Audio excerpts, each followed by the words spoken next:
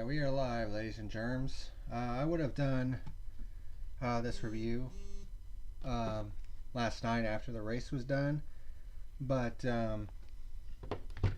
let's just say some outside circumstances kind of played into that, and played into me not doing the review last night.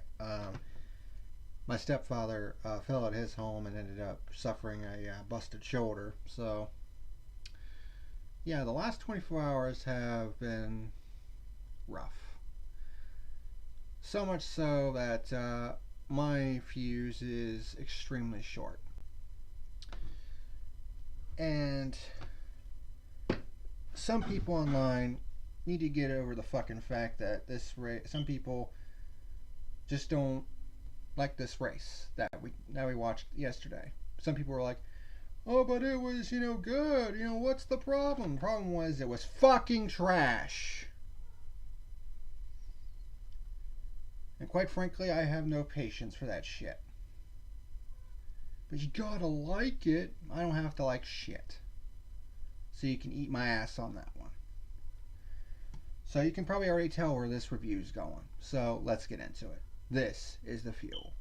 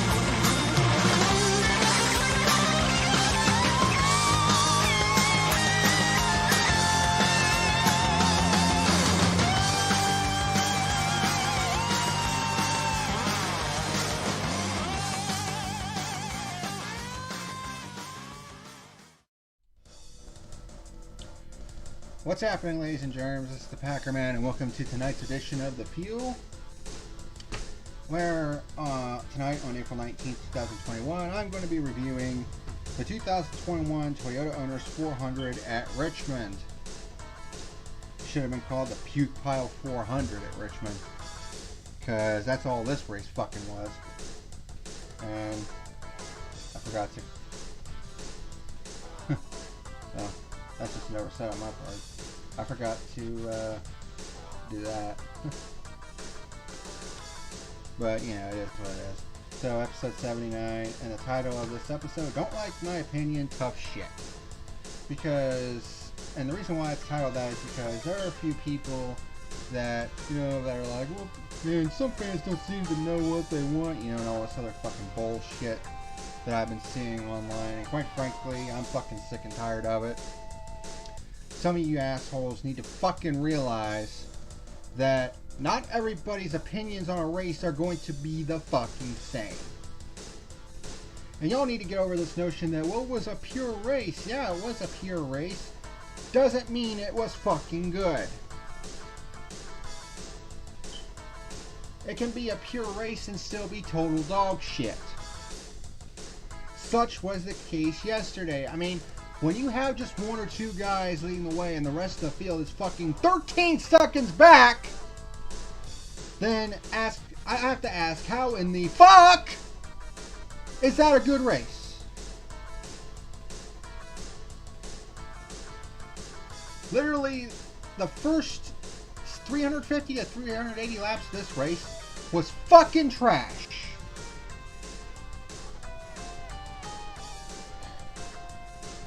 Literally, the only good part about this race was the last 20 laps, in which we saw Alex Bowman snooker a win from Hamlin, who led the most laps in this race. He led over half the race, I believe. And on the final restart, basically stole the win from Denny Hamlin, which does continue the season of parity for the most part. We have had 8 different winners in 9 races. The only repeat winner so far has been Martin Truex Jr., who's won at Vegas, I believe, and Martinsville. But, yeah. This race was trash until the last 20 laps. That's basically what I just said. Because that's what it was. This race was just fucking garbage. Literally, most of this race I was trying not to fall asleep. Of course, there were some other things on my mind, like I mentioned in the opening segment. So that made things a little more difficult to watch. Made it a little more difficult to watch the race. But even then, I can take what happened yesterday in my personal life out of the equation, and my opinion of this race would still remain the same. It was fucking garbage. Now, if you actually enjoyed this race, that's fine and dandy. You know, you do you.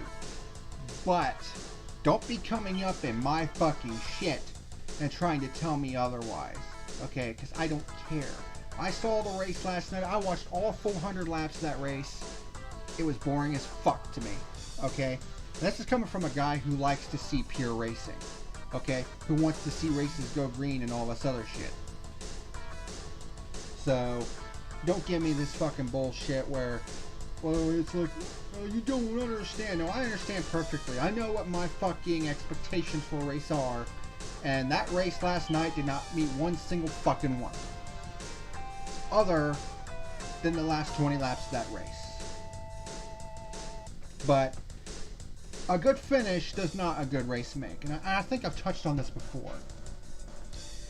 You know, there are some people that seem to be overrating the holy shit out of this race because of the finish, and it's just, that's just not how this thing works, people. You got to judge a race by the sum of its parts.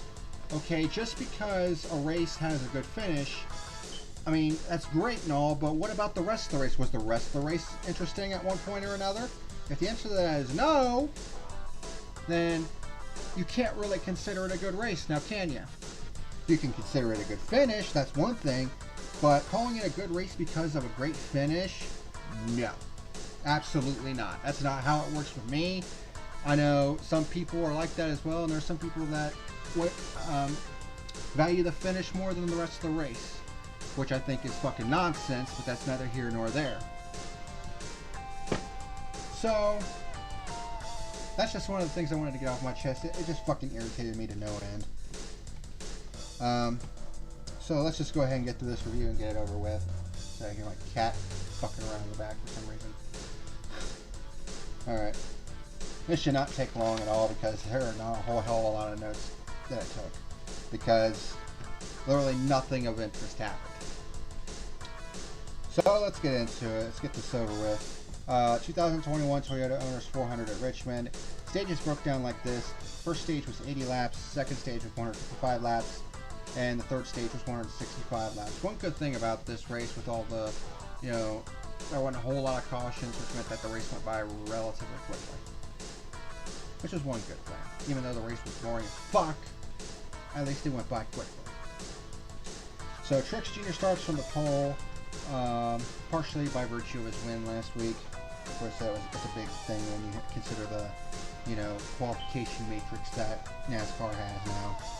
Truex leads lap 1. Hamlin gets by Elliott for second after a not so good start, which it looked like he spun the tires. Logano and Blaney get by Elliott, dropping the 9 back to 5th. But then Elliott and Blaney go back and forth for the 4th position a couple times. We had our first caution on lap 31, which was a competition caution. Everyone comes in for service. Hamlin wins the race off pit road, so he leads on the restart. Logano moves up to second. Elliott starts falling back to the field on this run. And Hamlin wins stage 1. Nothing really to it. Everyone comes in for service. So we begin stage number 2, which was 155 laps. Hamlin leads the start of stage 2. Truex catches Hamlin and takes over the lead for our first pure lead change of the day on lap 104. So it took a while. Bowen moves up to 4th on lap 115. He actually had a good car. He just didn't seem to have a long car, as it looked like. Hamlin keeping things close with Truex as they get into heavy traffic. Green flag stops begin on lap 137, but then we get our second caution on lap 141 when Ryan Newman spins from turn 3 after contact with Austin Cindric.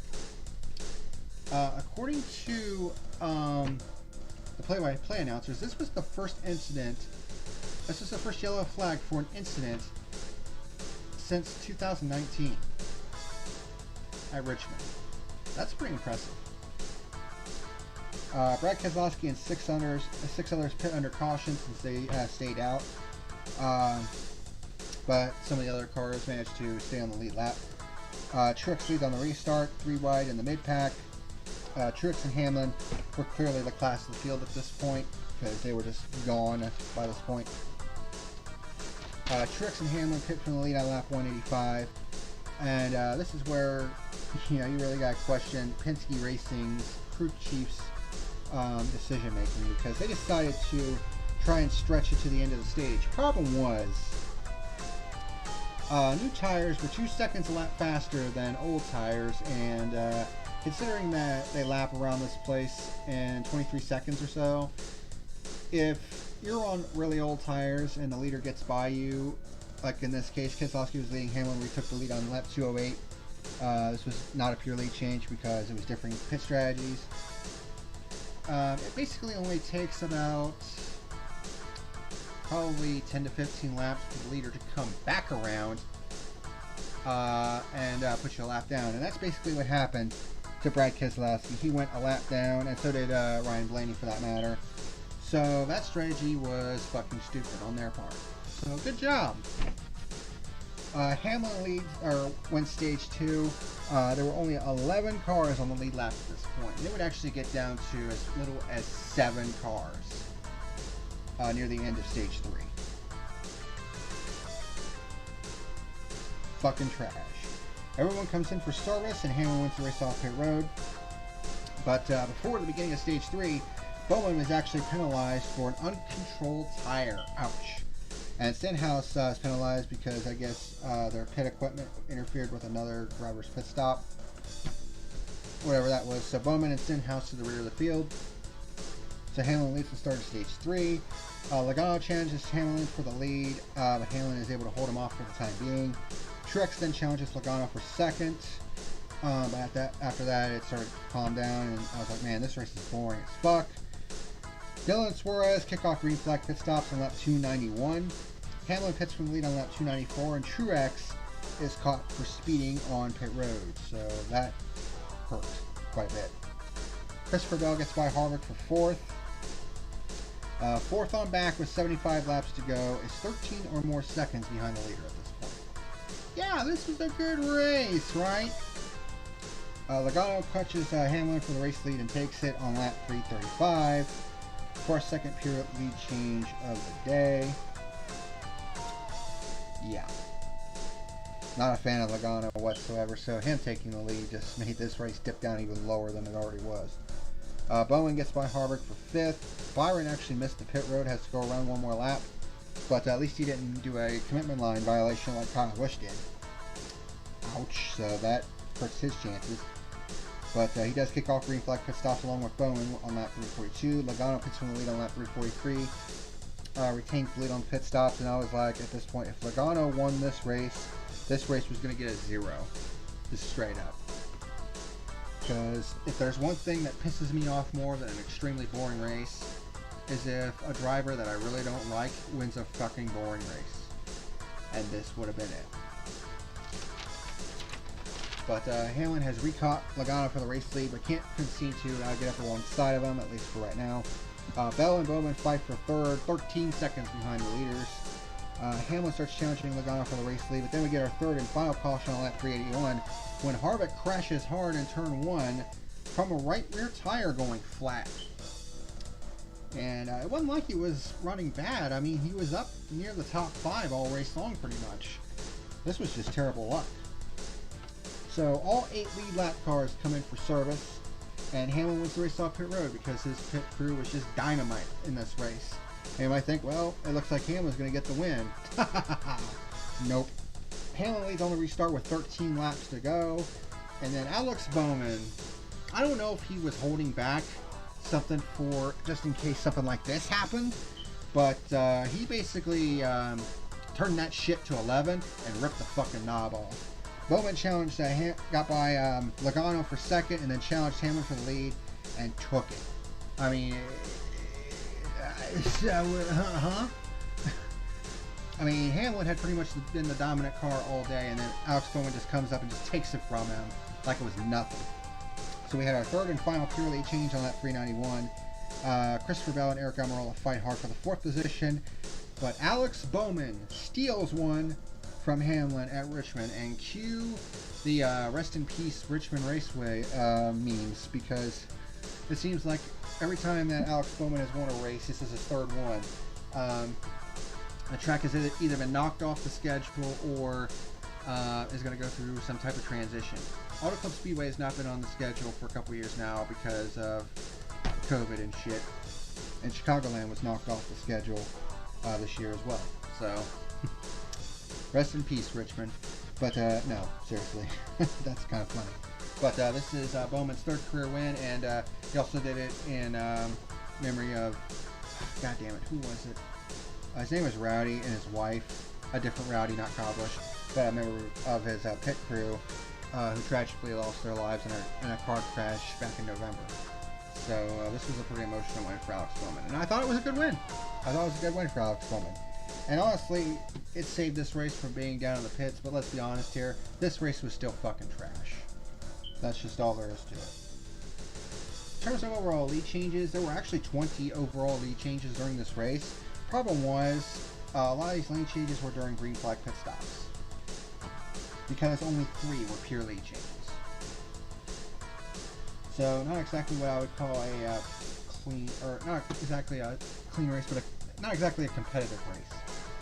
I mean, although there were only 3 cautions. One was a competition caution, and the other 2 were for either spin or a blown tire. So, I mean, for the most part, it was a clean race, so that's pretty good. So top 10 results for the Toyota Owners 400 at Richmond, which Alex Bowman gets the win, leads just 10 laps, the final 10 laps. Denny Hamlin led 207 laps, but comes up short yet again. His only finish outside the top 10 was at Homestead, and that was 11th. I mean, he's done everything but win a race this year, but we're going to Talladega next, and we all remember what happened there last time. You know, maybe Hamlin will win that race legit this time instead of some finagle bullshit that like we saw back in the fall. Logano led 49 laps, came home in third. Christopher Bell with a nice top 5 run himself. Martin Truex Jr. in the 5th position. He led 107 laps on the day. In fact, all 4 JGR cars finished in the top 10. You had Hamlin in 2nd, Christopher Bell in 4th, Martin Truex Jr. 5th, and Kyle Busch came home in 8th, despite the pit cone violation. Eric Almirola finally comes home with a top 10. William Byron, despite missing pit road, comes home 7th. Kyle Busch, of course, in 8th. Matt DiBenedetto also comes home with a top 10, his first top 10 of the season. And Austin Dillon rounds out the top 10.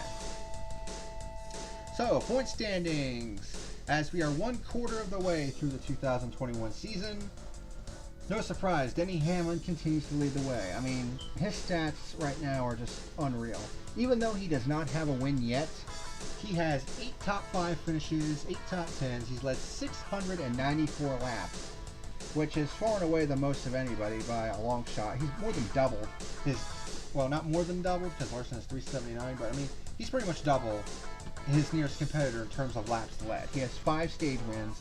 Race wins are going to be coming for Denny Hamlin. This team is just running too good for him to not be winning races. So it's going to be coming. So for those of you that are, you know, wondering, man, Denny Hamlin doesn't seem to be winning a lot.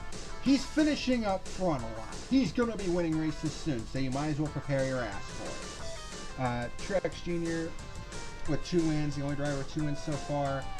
He's second in points, but he's 81 points behind Hamlin. So even if Hamlin doesn't win a race, if he wins the regular season title, he's going to be in anyway, so it doesn't really matter in that regard. Logano is 3rd, William Byron in 4th. Yeah, some people were saying that William Byron was a bust, but he's doing a hell of a lot better this year. I believe it's 4th season in that 24 car.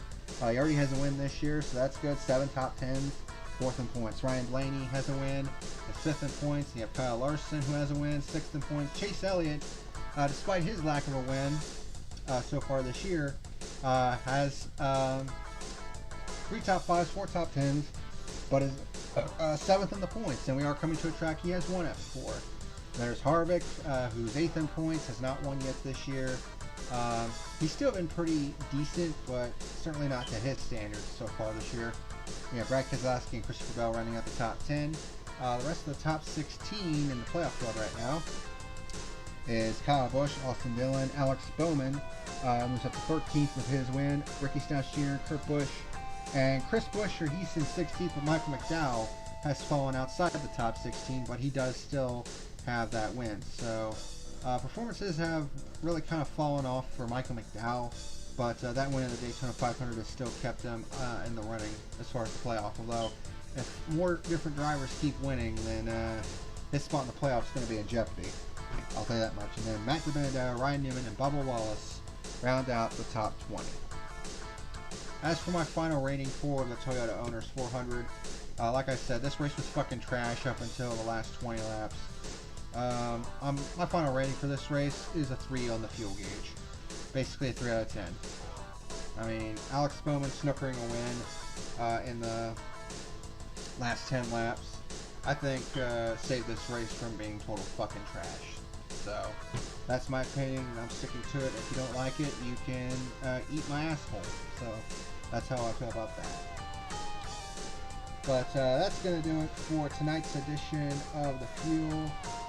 I just want to get this one done and over with, considering what I had to go through this week. So there is that. But we're done. And Talladega is this week, and hopefully we'll see some damn good action, as it's usually prone to being. But we'll see. But that's going to do it for tonight's edition of The Fuel. Thank you very much for watching. And until next time, this is the Packer Man signing out. See you later. Thank you for watching tonight's video. Be sure to like and subscribe, you rats!